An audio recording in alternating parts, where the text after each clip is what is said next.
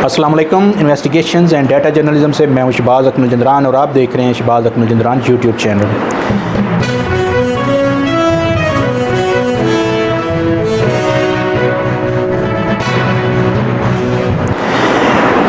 पिछले एक दो दिनों से आपने देखा कि एक इंतहाई अहम इशू, एक इंतहाई सेंसिटिव इशू जो है वो मौजूद बहस है। मुल्क का शायद ही कोई ऐसा शहरी हो, कोई ऐसा बशर हो जो इस मौजू पर बहस ना कर रहा हो। मौजू ये है कि हुकूमत ने जो अहमदी हैं कादियानी, उनको पहली बार 72 बरसों में पहली बार जब से पाकिस्तान बना है पहली बार उनको कौमी कमीशन बराए अक़लीती हकूक़ में शामिल करने का फ़ैसला किया।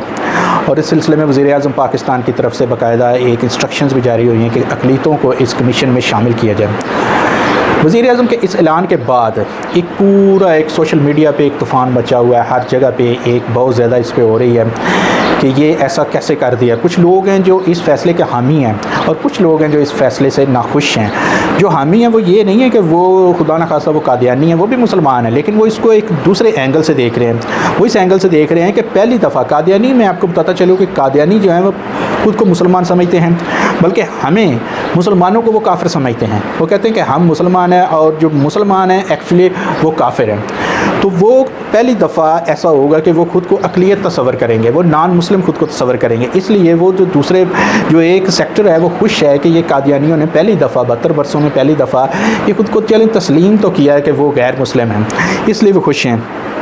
और अब उनके शनाख्ती कार्ड पर भी लिखा जाएगा कादियानी या गैर मुस्लिम लिखा जाएगा, हालांकि पहले ऐसा नहीं है, अब तक ऐसा नहीं होता।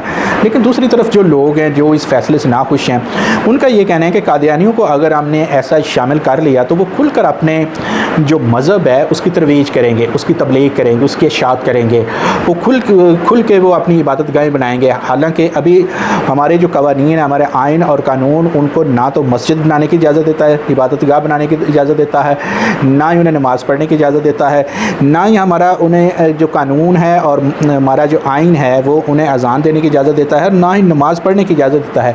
और यही नहीं, उनको इलेक्शन लड़ने की भी हमारा आइन और कानून इजाज़त नहीं देता। मैं आपको बताता चलूँ कि जो ये कादियानियत है, ये लाहौरी फ़िरका या अहमदी फ़िरका, इसकी बुनियाद जो है मिर्ज़ा ग़ुलाम अहमद कादियानी ने 1899 में रखी थी, 1889 में रखी थी। तब से ये सिलसिला चला आता रहा है। और ये सिलसिला जब बरसगीर पाक व हिंद में अंग्रेज़ों की हुकूमत थी तो ज़ाहिर है इस कदर नहीं था कि उनको ये टफ़ टाइम मिलता। लेकिन 1947 के बाद जब पाकिस्तान बना तो कादियानियों को गैर मुस्लिम डिक्लेयर करने के हवाले से बहुत सी एक जो है वो तहरीक चली और बहुत से हमारे जो मुसलमान थे उनकी ख्वाहिश थी कि इनको गैर मुस्लिम डिक्लेयर किया जाए, बल्कि ये मुर्तद हैं, काफिर हैं और इनको बड़ी सख्त सज़ाएँ जो हैं वो उनके लिए जो है ना वो डिमांड की जाती थी।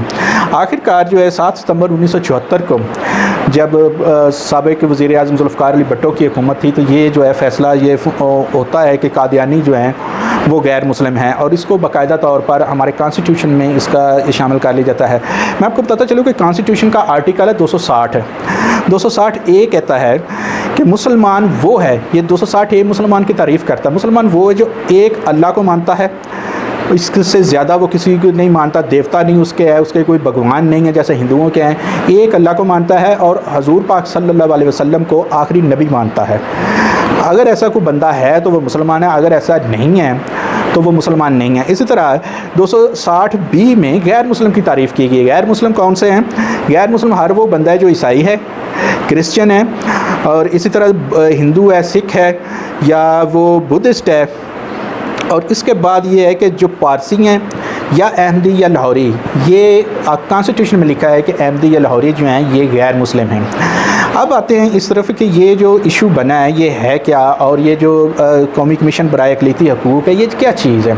असल में ये जो 2016 में ये एक बिल पास हुआ था और 2016 में पास होने वाले इस बिल के तहत कौमी कमीशन बराए अक़लीती हकूक़ बनाया गया कि इससे जो अक़लियत हैं उनके इंसानी हकूक़ का तहफ़्फ़ुज़ किया जा सके, समाजी हकूक़ का तहफ़्फ़ुज़ किया जा सके और उनकी इमलाक वगैरह जो है उनकी प्रॉपर्टीज़ उनका तहफ़्फ़ुज़ जो है उसको यकीनी बनाया जा सके। और इसके 11 के करीब मेंबरान होते हैं और उसमें मुख्तलिफ़ जो शोबा ज़िंदगी से ताल्लुक़ रखते रखने वाले अक़लीती होते हैं उनको शामिल किया जाता है। लेकिन इसमें कहीं भी ये नहीं है कि ये जो अक़लीती कमीशन है ये जाके जितनी भी अक़लीतें हैं उनको मजहबी उस हवाले से इबादत गाहें बनाने की इजाज़त देता है, या उसमें जो जितने भी उनके मजहबी मामलात हैं कि वो उसकी तरवीज और इरशाद की इजाज़त देता है, ऐसा कुछ नहीं है। लेकिन यहाँ पे मेरा पॉइंट ये है कि हुकूमत पाकिस्तान उस वक्त तक इन कादियानियों को अक़लियतों में शामिल ही नहीं कर सकती। हमारे पाकिस्तान के मैं आपको बताता चलूँ, जैसे मैंने आपसे रिक्वेस्ट की कि हमारा आइन कहता है, हमारा कानून कहता है कि कादियानी जो है वो अक़लियत है, नॉन मुस्लिम हैं। लेकिन मैं यहाँ पे ये कहता हूँ कि हुकूमत उस वक्त तक कादियानियों को इस कौमी कमीशन बराए अक़लियती हकूक़ में शामिल नहीं कर सकती जब तक कि हमारे कानून को चेंज नहीं किया जाता। मैं आइन की बात नहीं कर रहा, मैं कानून की बात कर रहा हूँ। आइन ने तो वाज़ेह कर दिया मुसलमान कौन है, गैर मुस्लिम कौन है। जो पाकिस्तान का कानून है, पाकिस्तान पीनल कोड का सेक्शन 298B और 298C, ये 2 सेक्शन हैं, एक ही सेक्शन की 2 क्लासेस हैं। ये जो सेक्शन है ये डील करते हैं बराह रास्त कादियानियों को। 298B क्या कहती है, इसका अगर आप देखें तो ये कहती है कि अगर कोई अहमदी या लाहौरी किसी शख्स को हजूर नबी अकरम सल्लल्लाहु अलैहि वसल्लम के अलावा किसी शख्स को अमीरुल मोमिनीन कहता है, खलीफातुल मुस्लिमीन कहता है, खलीफातुल मोमिनीन कहता है, इसी तरह या किसी सहाबी को या किसी शख्स को सहाबी कहता है, या किसी शख्स को रज़ी अल्लाह ताला अन्हु कहता है, और इसी तरह अगर वो किसी शख्स को हजूर नबी अकरम सल्लल्लाहु अलैहि वसल्लम के अहले खाना के अलावा, अहले बैत के अलावा किसी शख्स को अहले बैत कहता है, या किसी खतून को हजूर नबी अकरम सल्लल्लाहु अलैहि वसल्लम की अहलियान जो अहलिया थीं रज़ी अल्लाह ताला अन्हु, उनके अलावा किसी को नबी की बीवी या उम्मुल मोमिनीन करार देता है, तो वो ऐसे तो मुजरम है और उसको 3 साल तक सज़ा हो सकती है। यानी कि वो जुर्म करता है और उसको 3 साल तक सज़ा हो सकती है। इसी तरह 298C जो है वो कहता है कि अगर कोई कादियानी, कोई शख्स 298B का क्लास 2 में बयान करूं पहले। 298B की क्लास 2 कहती है कि अगर कोई शख्स अजान देता है या नमाज़ पढ़ता है जो कादियानी है तो उसको भी 3 साल तक सज़ा होगी। इस तरह 298C अगर कहता है कि अगर कोई कादियानी खुद को मुसलमान ज़ाहिर करता है, खुद को मुसलमान बयान करता है, तो वो जुर्म करता है और उस जुर्म की सज़ा है 3 साल तक कैद।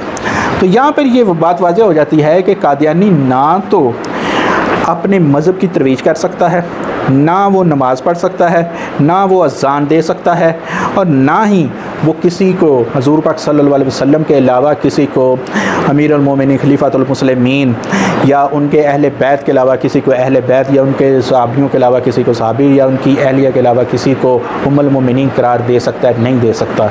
अगर ऐसा करता है तो वो मुजरम है और उसको 3 साल तक सज़ा हो सकती है। तो हुकूमत पाकिस्तान कैसे ये कर सकती है कि उनको अक़लीती इस कमीशन में शामिल कर दे?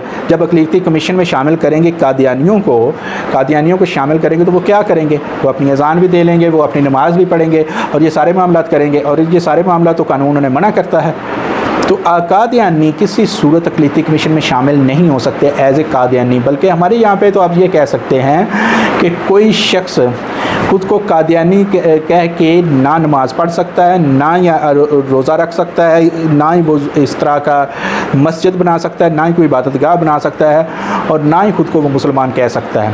तो ऐसी सूरत में आप अगर उसको शामिल करते हैं अक़लीती कमीशन में, वो खुद को भले वो कह दे ठीक है जी मैं अक़लियत में हूँ, मुझे आप शामिल कर दें। वो जिस तरह दूसरे कुछ सेक्टर हैं वो कहते हैं जी उन्होंने 72 बरसों में पहली दफ़ा उन्होंने खुद को तस्लीम तो किया कि हम नॉन मुस्लिम हैं, ये अच्छी बात है, चले वो खुद को तस्लीम कर लेते हैं नॉन मुस्लिम, तो वो इस कमीशन में शामिल होंगे तो फिर नॉन मुस्लिम के राइट्स जो हैं वो अपना वो इबादत तो करेंगे ना।